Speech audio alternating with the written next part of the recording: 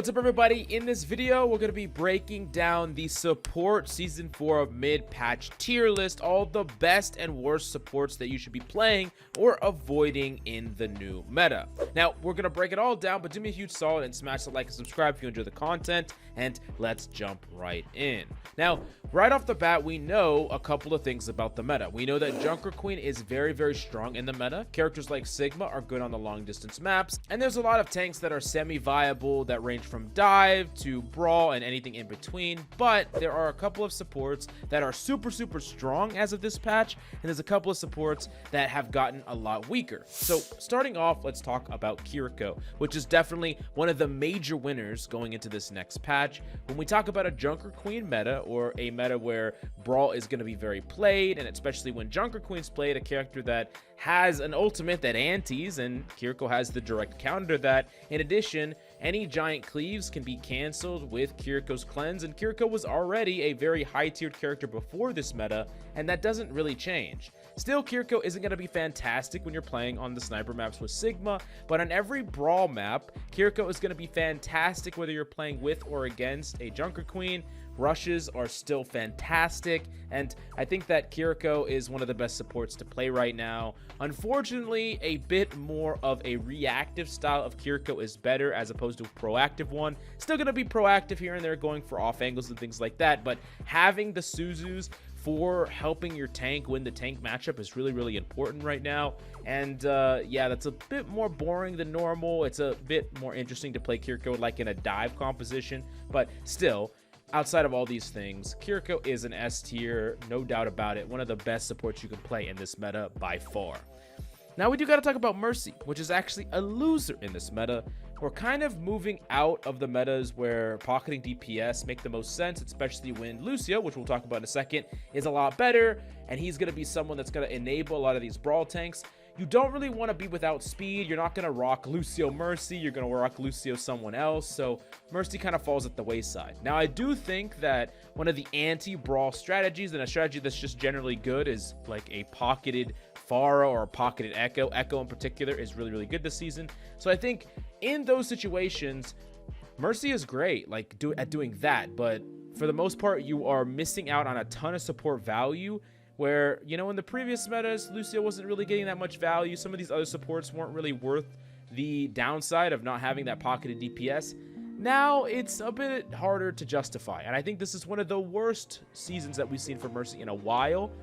But just due to the nature of pocketing in general, I think that you get a lot of value just pocketing a DPS in the lower ranks, the metal ranks, just because that DPS can just stay in an angle so much longer and do much more than the value of just a person solo. Still, I'm going to put it like, you know, I would justify high C or low B. I'm going to put Mercy in the low B tier. Don't think that she's that powerful this season, but, you know, she could still work. And of course, there's still going to be 10 out of 10 pocket targets. Lucio, I mean, we just talked about Lucio. Lucio's fantastic. He has been fantastic, but he's super good with the queen. One of the best things that you can do is not only enable a queen, whether it's queen herself or like a counter to queen like a Zarya or even an Orisa, and enable them to go in when they want to speed out when they want to. And against queen in particular, if you can wait and save your boops and boop her shouts or boop her cleaves away, that's so much freaking value right now. That's amazing. Now, I will say that Lucio is, unlike Kiriko, unplayable on any of the poke maps. The other S-ranked tank that we talked about was Sigma, right? He's played on all the sniper maps. You play Sigma, and Lucio just is the worst possible support, period, to play with the Sigma. You don't want to play him. Like, he's just terrible. I mean, I guess you can definitely, like, boop around the enemy Sigma in the Sigma matchup and definitely mess around with that matchup in that way, but you're just getting so much less value than a Zen, even a Mercy, definitely an Ana, a Bap. I mean, yeah, Lucio is just not very good in that comp, but he's super good in the Queen and the Brawl comp. So I think you could justify maybe low S tier, but I'm going to put him in A tier just because it's a little less flexible than the Kiriko. And also, you know, he's going to be automatically better with more coordination. So if you're duoing with your queen or duoing with your tank, then he's going to be better. Or if you're in really high rank or in scrim or coordinated play, sure. But for most of the ranked tiers of play, it's going to be a bit harder to get him to work properly. Brig is good. Brig is actually strong. I think that she's not quite as good as these characters, and it's going to be a bit hard sometimes to justify rocking Brig Lucio without perfect coordination. I think that a Queen Brig Lucio comp that plays DPS that have sustain, like what I mean by that is DPS that don't need as much resources. So you play like Mei, you play Reaper, you play Tracer, you play Sombra in like a dive X comp. You can do a couple of different things around the Queen and enable it well, even with low heals, and I think that's really, really strong. But outside of that in particular, I do think that Brig is just generally pretty good up against many of the brawl options. Being able to control space with your whip is strong. Being able to pack divers is strong. And one of the things that is kind of holding her back, though, is that we're going to see quite a bit less Hammond play, quite a bit less dive play in general. You don't really need it. So that's a little bit unfortunate, but I do think that she's pretty strong. I think Brig is actually really strong. I'm going to put her at the top of B. Maybe it would be more appropriate to put Mercy down to C and Brig in B, because I do think that Brig is a fair bit better than Mercy. I think that this is more fair. This is more fair so far. So we'll keep it like this for now. Now we're going to talk about Bap. And I think Bap is a bit underrated. He's strong. He's good in poke with a Sigma. He's also good in brawl, regardless of the brawl tank you have, whether you're rocking a Rhine, a Queen, a Zarya. He's good. He outputs a ton of healing. He also can add a ton of damage as well, and just the fact that he can save someone in a situation where they're being overwhelmed, and he just has great vertical mobility with his exo boots. There's a lot to really like about this character. I think he fits in a fair bit of compositions, and I do think he's just a bit underrated overall. I think I'll put him about the Brig tier. I think that he's a bit more flexible than Brig, but I think that Brig is stronger in the comps that she's good in. I think they're about the same, so I'm putting him slightly above, but I really think that they're about the same. Now let's talk about Mora. We had a little moment of time in the pro meta even, where Mora was seeing play in like a Junker Queen dive. Before Junker Queen became good, or before they super buffed her, we actually saw that with Lucio Mora.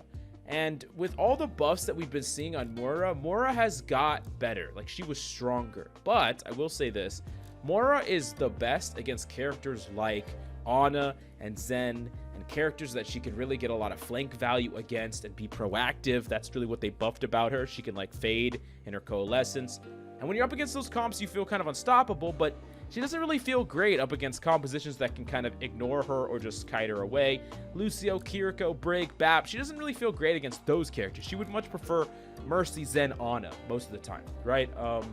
So the way that the meta has moved, she can play into a brawl, sure, but I think you're missing out on way too much of the potential value that you get out of Suzu's, that you get out of speed. You're sacrificing a lot to play her with a brawl, and she's almost even just better most of the time in a dive, like an actual dive, but we're not really seeing dive in the traditional sense, and still, I would be hard-pressed to pick her over Kiriko. I think that she's fine for ranked, and in the metal rank, she's automatically going to be like A or S tier, or whatever, but for the most part, I think she's about Mercy's tier right now. She can be playable, sure. I just think you're missing out on a lot of the great utility that you get out of some of these other characters, just in most compositions. Zenyatta. Zenyatta. So Zenyatta is kind of like the cornerstone of the anti-brawl comps. So there's going to be all these brawl comps, and typically it's going to center around Junker Queen, and then you're going to have anti-brawl comps, like I said, with characters like Zarya and characters like Orisa. These are brawl comps, but they're mainly trying to shut down, you know, like Zarya's good in the matchup and Orisa's good in the matchup. But then there's the outside, which is like poke compositions, either centering around like a Ramatra that is like poking most of the time and then brawling when it's optimal, or of course a Sigma, right? Sigma is kind of king here. Even some dive compositions centering around a Diva that is just kind of looking for opportunity, and I think Zen spearheads that, because even with all things that these brawl comps can do, a Discord into focus fire in the right moment, or Discord into whittling down the tank, is still a fantastic recipe to success. I think it's super strong. Of course, he's going to be great on the sniper maps, but I do think that a legitimate counter strategy to what is being played the most right now kind of centers around the power of Zen.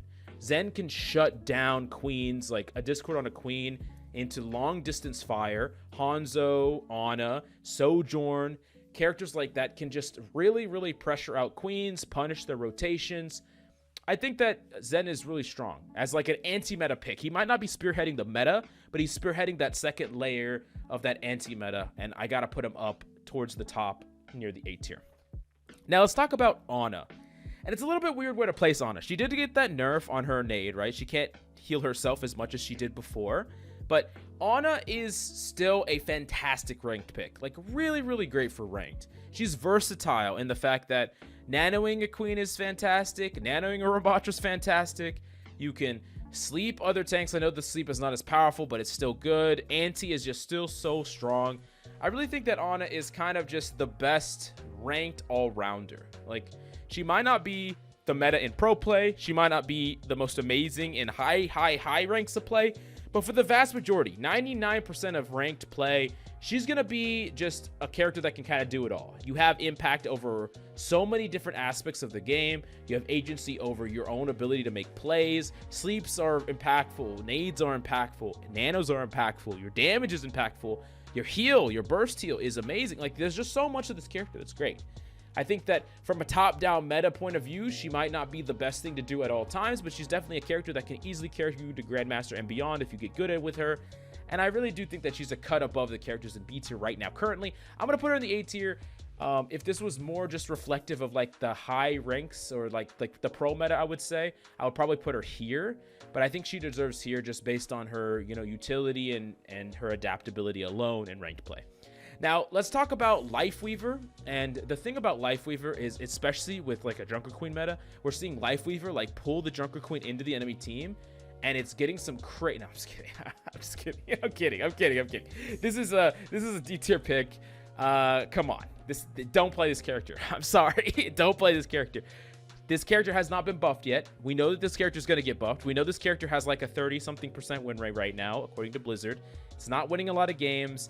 If you're playing in like a 3-stack and you're being super coordinated, sure, have at it. You can have fun with this character. You'll probably barely break even over the course of a long enough play session.